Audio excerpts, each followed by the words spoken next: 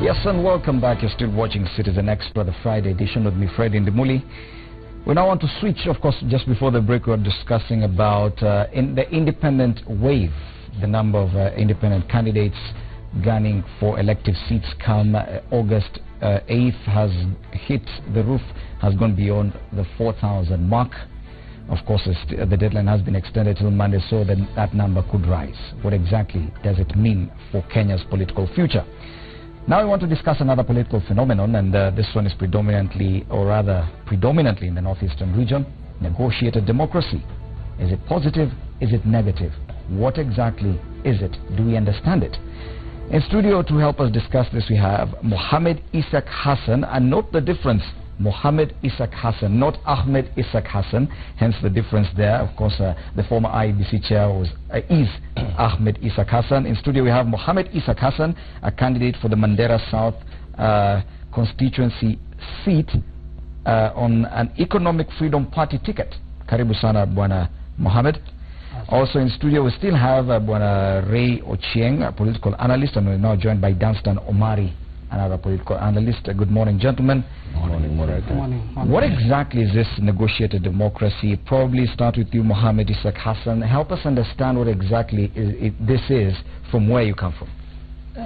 Thank you very much, Fred. Negotiated democracy can be defined in many ways. And in particular, where I come from, this is a system where we have elder system of doing things. Clans that are living in the county, each of them are represented by council of elders. They do sit at their clan level. Then every clan front candidate through the elder system. It is now expected that those who are in power are expected to obey the elders' decision and give way for the new crop of leaders that are fronted by elder system through a vigorous exercise that I can say is more than nomination process, because what we go through to be fronted as a candidate through negotiated democracy, I can say, involves interview. In the nomination exercise, you just go there campaigning and asking people to support you during the nomination exercise. But what happens with the elders' way of doing, elders' system of selecting candidates is thorough exercise. Candidates are grilled, they are interviewed, and there is a condition that if a sub-clan is given slot X, let's say a slot of an MCA, that sub-clan must front at least 3 candidates for that position, and elders sit and interview the candidates, and they select the best among the people who are aspiring to get that ticket through the elder system. So the negotiated democracy through elder system provides internal equity. There is no tyranny of numbers in this case. Elders decide. They say, people, these are the people we have for you this time round. We expect them to deliver like this. You will see major sub-clans that have the number to get more than an MP, more than 5 MCS from a region, will end up supporting a smaller sub-clan who was given a slot for an MP. So the tyranny of numbers does not work in the negotiated democracy. There is a lot of internal equity among communities that coexist in a certain county. So it means even going for elections come August, you do not necessarily need tyranny of numbers, it's a done deal. What is happening now in Mandera County, elders made their decision. They stated their position about the candidate. Then there are some leaders who are currently in power who said we do not agree, because elders are normally guided by a charter drafted by the community. Then leaders who refused on the seat said that this article has not been fulfilled, so elders erred in that. Therefore, we are not adhering to their call, and we are not leaving our position for the new guys who are fronted by the elders. Therefore, currently, as we speak, in Mandera, we are having 2 strong forces, Economic Freedom Party, which I believe will carry the day. And then Economic Freedom Party conforms with the elder system. Yes. Is an agreement, but now the only reason you're going for elections is because some people have refused to cede and give away their seats. Yeah, actually some people are refused on their ticket. Actually, we expected when elders made their declaration and their decision about the interview, about the candidates, what happened in Mandera County is that all the candidates except all the current sitting leaders, elected leaders, except one MCA, were removed by the elders. Actually, they were told, now your term ends on 8 August. You need to give way for new leaders who came in through the elder system. Yes. Now, section of the leaders who are in power now say no, because this does not happen, this did not happen. Then there was a lot of issue revolving around Jubilee, because Mandera is predominantly Jubilee area. Then what happened? We wanted to get direct nomination through elders from Jubilee, but now that was also, there was a lot of challenge around it. Instead of being subjected to nomination, we sat as nominees of elders, and the elders themselves plus the stakeholders from the county. We decided to have plan B, so that we avoid nomination, not because we fear that we are going to be defeated. Yes. But we mainly avoided nomination for 2 reasons. Number one, it is going to be 2 elections for us, because it's normally too costly. You have seen many people who lost in nomination are crying because of the cost incurred. Number 2, we wanted to safeguard the elder system of doing things. So all the candidates under Economic Freedom Party have been endorsed by elders, and none has been subjected to any nomination exercise? Yes, true. Okay. True. Gentlemen, Dunstan Omari, your thoughts on this? That's just an overview of the negotiated democracy in Mandera, which Mohammed Isaac Hassan, candidate for the Mandera South parliamentary seat, is a beneficiary of. Fred, I totally agree with Mohammed that is the way to go, because it's not something new. It is only that it was amplified in the media that there is an elder system of appointing people in northern frontiers of this republic. Fred, when you look at the 2013 arrangements, in almost all the 47 counties, it was that elder system. People agreed. This region provide a governor, this region provide a senator, this region provide women rep. That was the arrangement, even in Nairobi, when you look at it.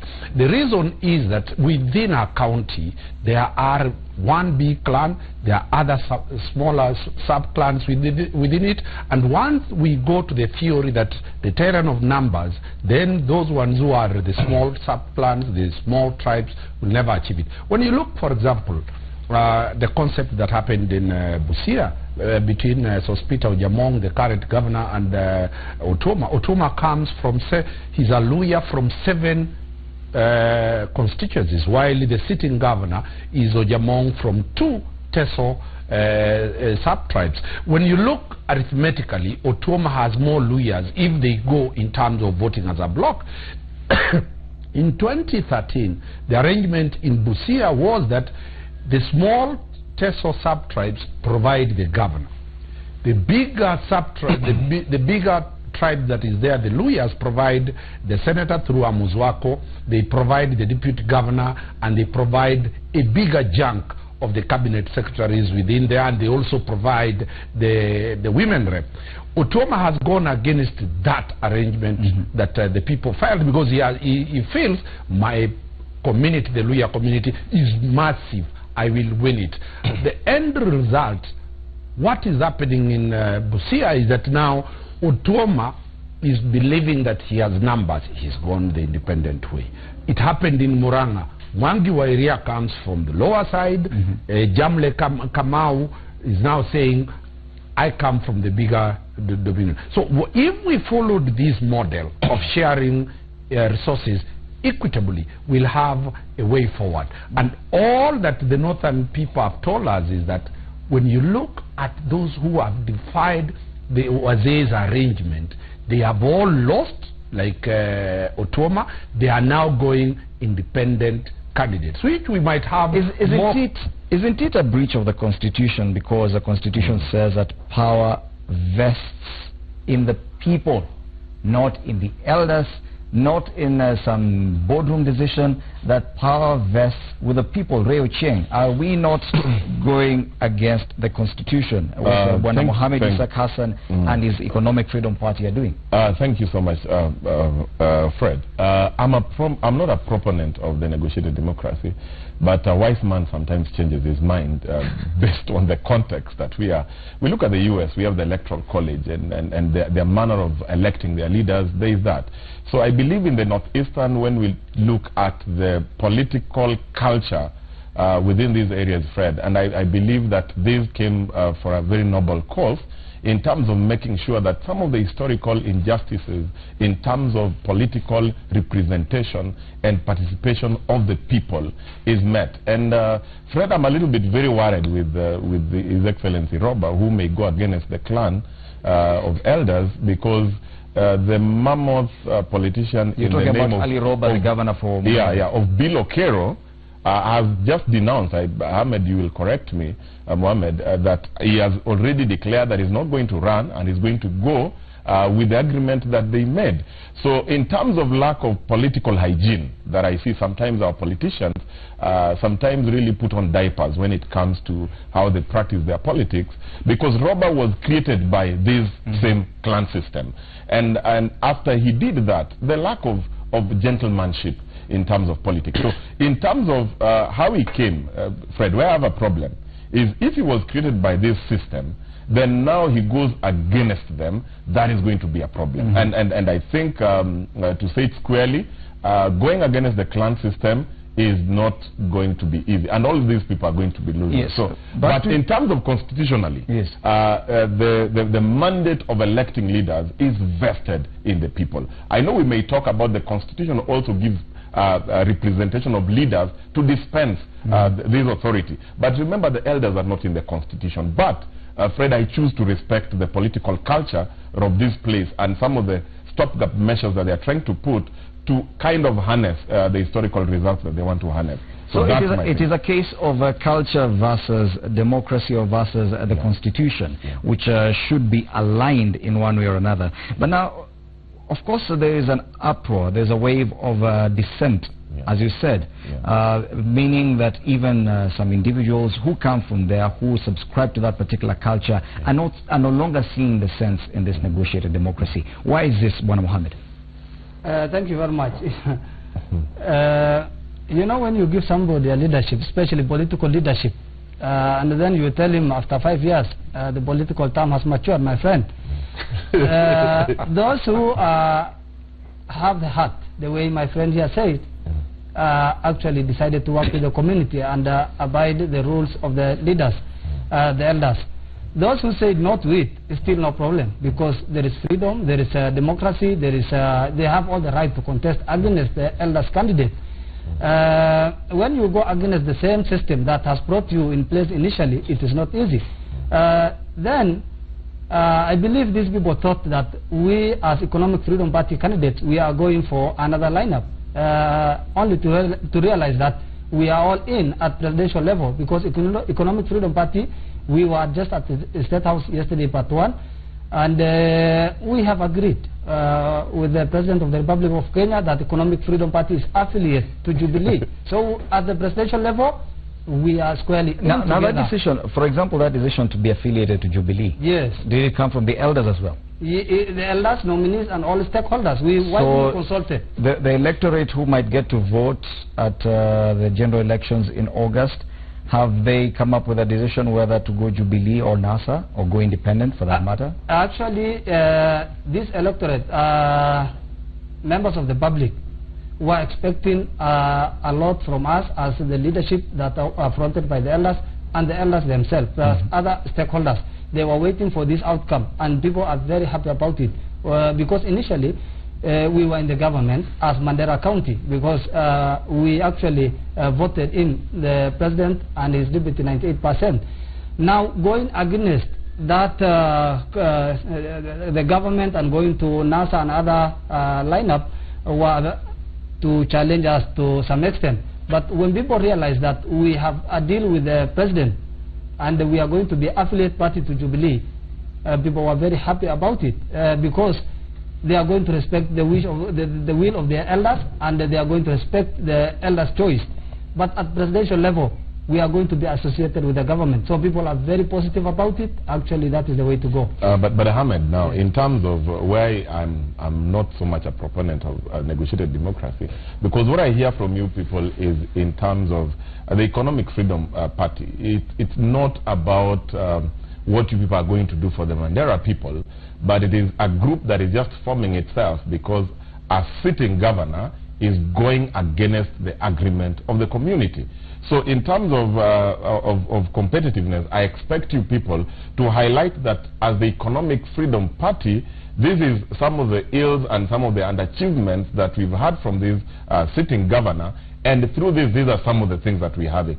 Not to drive yourself to the Jubilee establishment, just to use that card that this candidate has refused to be with us. So I really lack in terms of, there's a really kind of a lack of content in terms of your outfit vis-a-vis what has been the incumbency of Honorable Robert. Thank you. I think the question was directed to me. It's not like that, my brother. What happened is, whether you are in Jubilee or in an Economic Freedom Party, the problems that are to be addressed by the leaders who come from those areas do not change with the party. Problems are the same. We come from the ground. We know what people need. So the manifesto we are going to have for our people. Are you saying the manifestos are the same? That's my... Yes, exactly. Because they are the same as the one for Robert. Yes, exactly. Because the need of the people are more on the same. So we all come from the ground. He understands what people need. The current governor who is fronted understands. As a member of parliament to be, God willing, I understand what people of Mandera South needs. The current member of parliament needs.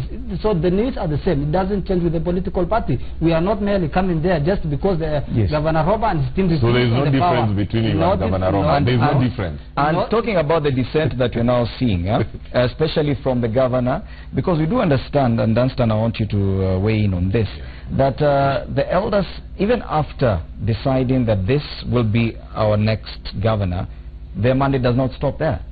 That they actually come and they have to be heard in the running of everything.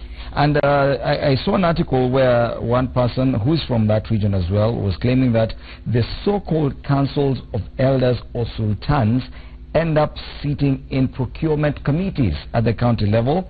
Yes, when tenders are awarded, county executive cannot even question the quality of work done, because sometimes the sultans can incite the residents against county administrations. Doesn't that therefore cripple the running of this government, and therefore the dissent that you're seeing, especially from people running the counties, the governors? Dunstan. Well, Fred, when you look at the reasons as to why the guys from the northern frontiers have taken that line, in 1963, the type of constitution that we had was amended to create an imperial presidency where resources were dished out in terms of discretion, patronage, who is a friend of the presidency. The presidency became so powerful, and Kenyans fighting to have devolution through the current constitution was based that people wanted very many centers of power, so that devolution allows them power to decide how to run their counties. Mandera has decided that that is how they run their counties. We cannot now start putting some of the parameters of what Kiambu wants, how Kiambu wants to run their issues. When you look at that, their model, the Council of Elders provides the oversight that is not there in all the other counties. You have not really had huge issues of corruption within that area, because the people's participation, Article 10 of the Constitution provides that participation of the stakeholders be there. Is the Council of Elders not that arm of the people's participation? I tend to agree with that model, because the really democratic way of electing people is the simple reason that when will Makonde, the youngest tribe that came into force a few weeks ago or a few months ago, ever test the powers of the presidency? Since 1963 to date, it has been rotating within two communities. Suppose this is what Raila Odinga they are doing now. Look at the way they decided to appoint their candidate. It was through negotiated democracy. I've seen it again yesterday within Jubilee itself. On the Simon Mbogwa versus Yusuf. Simon Mbogwa said that after consultation and after guidance, I've decided to step down. The people voted for him, but he has opted to step down, and the parties are agreeable to that.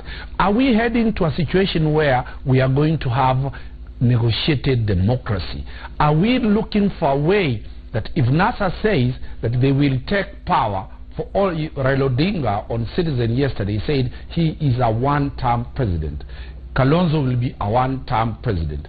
Are we likely to see that taking shape in all counties, in all positions, so that it will make us review the constitution and provide that in any elective position, the Kenyan model is one term?